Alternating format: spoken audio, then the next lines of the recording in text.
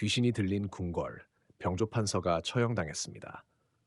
맹인 법사 풍산을 고문한 끝에 마침내 왕은 병조판서가 모든 일의 배후라는 사실을 알게 되었습니다. 13년 전 바로 그가 조정의 하급 관리들과 결탁해 선제를 몰아냈고 이번에는 자신의 아들을 위해 복수하려고 또다시 폐하와 왕자들을 죽이려 했던 것입니다. 하지만 병조판서의 계획은 열의에 의해 들통나고 말았습니다. 열의 덕분에 모든 진실이 밝혀졌고 왕 또한 마음속의 가시를 뽑아낼 수 있었습니다. 사건의 전개는 어땠으며 왕은 어떻게 그 교활한 병조판서를 붙잡을 수 있었을까요? 지금부터 여러분께 그 전말을 공개해 드리겠습니다. 윤갑이라는 인간의 육체에 들어간 강철이는 더 이상 자신의 강력한 능력을 발휘할 수 없었습니다. 비비가 아니었다면 강철이와 열이는 궁 안의 어둠의 세력들과 맞서 싸우는 것이 어려웠을 것입니다.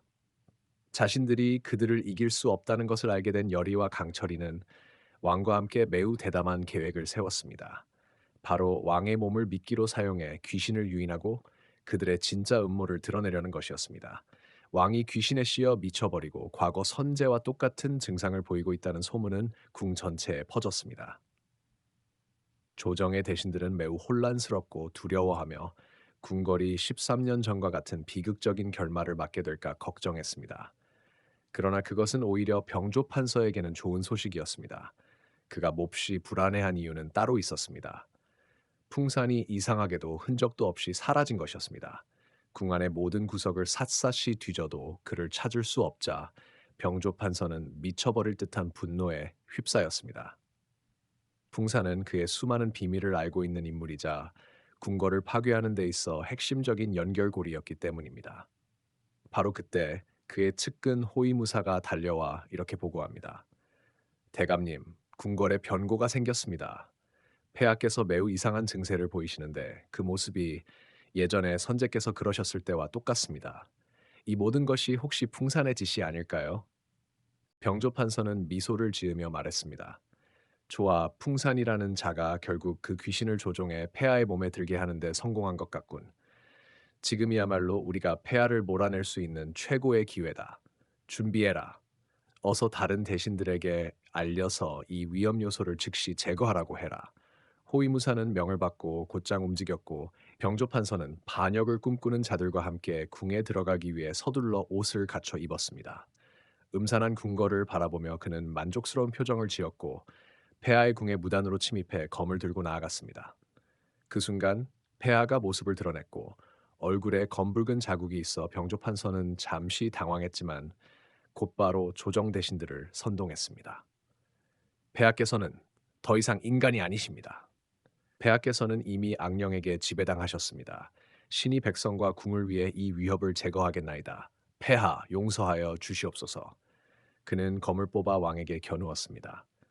그때 왕의 눈빛이 차갑게 변했고 왕은 손으로 병조판서의 검끝을 막으며 의미심장한 미소를 지었습니다. 드디어 자네가 직접 모습을 드러내었군. 자네 반역하려는 것이냐? 병조판서는 당황한 듯 말했습니다. 폐하, 신은 백성을 위한 일이오며 다른 대신들의 뜻을 따른 것뿐입니다. 모두들 뭘 하고 있는가? 어서 움직여라. 병조판서가 명령하자 다른 조정 대신들 또한 일제히 임금을 죽이자며 외쳤습니다. 바로 그때 최원우가 군사를 이끌고 들이닥쳐 모든 대신들을 포위하고 병조판서에게 검을 겨누었습니다. 결국 모습을 드러내셨군요, 병조판서. 그토록 오랫동안 숨어 계시더니 이제는 더는 참지 못하시는 모양이군요. 이제서야 병조판서는 자신이 왕과 최원우의 함정에 빠졌다는 사실을 깨달았습니다. 알고 보니 최원우가 궁을 떠났다는 건 거짓이었고 왕은 대비마마와 병조판서가 결탁해 최원우를 궁 밖으로 내쫓으려는 계획을 미리 간파하고 최원우와 사전에 짜고 일부러 대비의 뜻을 따른 척하며 역습을 준비한 것이었습니다. 왕은 계속해서 비밀리에 최원우에게 서신을 보내 자신의 계획을 알렸고 즉시 군사를 이끌고 돌아와 구원하라는 지시를 내린 것입니다. 그것이 최원우가 적시에 등장할 수 있었던 이유였습니다.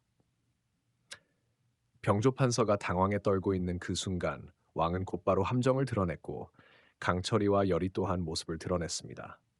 풍산도 병조판서 앞에 끌려 나왔고 그 모습을 본 병조판서는 얼굴이 새파래졌습니다. 알고 보니 열이와 강철이는 풍산을 찾아내 8자짜리 귀신을 제거하고 풍산을 붙잡아 신문했던 것입니다. 그 과정에서 병조판서가 모든 사건의 배후임을 알게 된 왕은 오히려 그를 더 재빠뜨리는 작전을 세운 것이었습니다. 병조판서는 풍산을 증오 어린 눈빛으로 바라보며 이를 갈며 말했습니다. 이 입이 싼 놈 같으니 진작에 널 죽였어야 했어. 풍산은 눈물을 흘리며 고개를 숙이고 말했습니다. 병조판서님, 제발 저를 용서해 주십시오. 그 귀신은 이제 죽었습니다. 저는 더는 명을 따를 수 없습니다. 저는 폐하를 배신할 수 없습니다. 저는 살고 싶습니다. 그 순간 병조판서는 검을 뽑아 풍산을 죽이려 달려들었지만 왕의 호위무사가 검으로 그를 막았습니다. 왕은 분노하며 말했습니다. 병조판서, 이제 너는 누구도 두려워하지 않는단 말이냐? 어째서 나에게 이런 짓을 한 것이냐? 나는 너를 충직한 신하라 믿었건만 내 뒤에서 이런 치욕시욕스러운 짓을 저지르다니 정말로 실망이다. 선제를 해치고 내 아들을 해치고 중전마마까지 해치고 이제는 나마저 해치려는 것이냐? 그렇게 황실과 선제를 미워했다면 왜 13년 전 나를 죽이지 않았느냐? 병조판서는 미소를 지으며 말했습니다. 폐하 말씀이 옳습니다. 그게 바로 신의 유일한 후회입니다. 신도 몰랐습니다. 그때의 실수가 오늘과 같은 결말을 가져올 줄은요. 왕은 괴로운 마음으로 물었습니다. 하지만 왜? 왜 그토록 황실을 증오한 것이요? 도대체 그때 무슨 일이 있었던 것이요? 그는 미친 듯이 웃으며 말했습니다. 폐하께서는 잊으셨습니까? 예전에 선제께서 직접 신의 아내와 아이를 죽이셨습니다. 그 고통을 신이 어찌 잊을 수 있겠습니까? 그제야 왕은 기억해냈습니다. 팔척 귀신에 빙의된 선제가 미쳐 날뛰던 그날 검을 들고 여기저기를 헤매던 선제의 모습이 떠올랐습니다. 아마도 그 통제되지 못한 상태에서 병조판서의 가족을 죽였던 것입니다. 왕은 고통스러운 마음으로 말했습니다. 하지만 그때 선제는 정상이 아니었소. 자네의 가족을 죽인 것은 그 귀신과 사악한 무당이지 선제가 아니오. 자네는 그런 원한에 사로잡혀 인생을 망쳐서는 안 되었소. 병조판서는 대답했습니다. 신도 압니다. 그때 선제께서는 본래의 모습이 아니셨다는 것을. 하지만 문제는 그 후입니다. 정신을 차리신 선제께서 자신이 저지른 일에 대해 전혀 후회하지 않으셨습니다.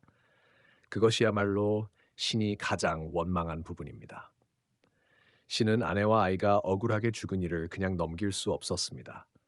폐하께서는 왜 신이 폐하를 죽이지 않았는지 아십니까? 그건 바로 폐하가 가장 아끼는 이들을 잃고 절망의 끝을 맛보게 하려 했기 때문입니다. 왕은 눈에 눈물이 맺힌 채 분노하며 말했습니다. 그리고 자네는 거의 그걸 해냈다. 열의와 윤갑이 없었다면 자네의 계획은 성공했을 것이오. 병조판서는 분노에 찬 목소리로 외쳤습니다. 맞습니다. 신은 직접 그녀를 죽이고 싶었습니다. 그리고 풍산도 마찬가지입니다. 신은 단 한 번도 그자와 그 귀신을 용서할 생각이 없었습니다. 폐하를 죽인 다음, 그 다음에 죽을 자가 바로 그놈이었습니다. 모든 비극의 시작은 그놈이었으니까요. 왕은 눈물을 삼킨 채 비통한 마음을 안고도 결단을 내렸습니다. 병조판서와 그를 따르던 모든 하급 관원들을 백성들 앞에서 처형하도록 명령했습니다. 경각심을 일깨우기 위함이었습니다. 풍산 또한 처벌을 피하지 못했습니다. 비록 왕이 목숨을 살려주겠다고 약속했지만 결국 여리에게 명하여 풍산을 그가 조종하던 귀신들의 방에 가두게 했습니다. 풍산에게 지배당했던 악령들이 차례로 나타나 그에게 복수했고 그는 극심한 고통과 공포 속에서 죽음을 맞이했습니다. 병조판서는 사형장으로 끌려갔고 여리와 왕 강철이도 그 자리에 있었습니다. 그가 처형되는 모습을 보며 강철이는 고통스럽게 말했습니다. 비비야, 나를 위해 희생해줘서 고마워. 그 사람의 죽음이 너를 조금이나마 편하게 해줬으면 좋겠다. 비비는 강철이의 목숨을 대신해 죽었고 여리의 할머니 영혼도 마침내 해방되었습니다. 윤갑은 다시 살아났고 여리와 강철이는 각자의 길을 따라 다시 나아갔습니다. 저희 영상은 여기까지입니다. 시청해주셔서 감사합니다. 다음에 또 뵙겠습니다.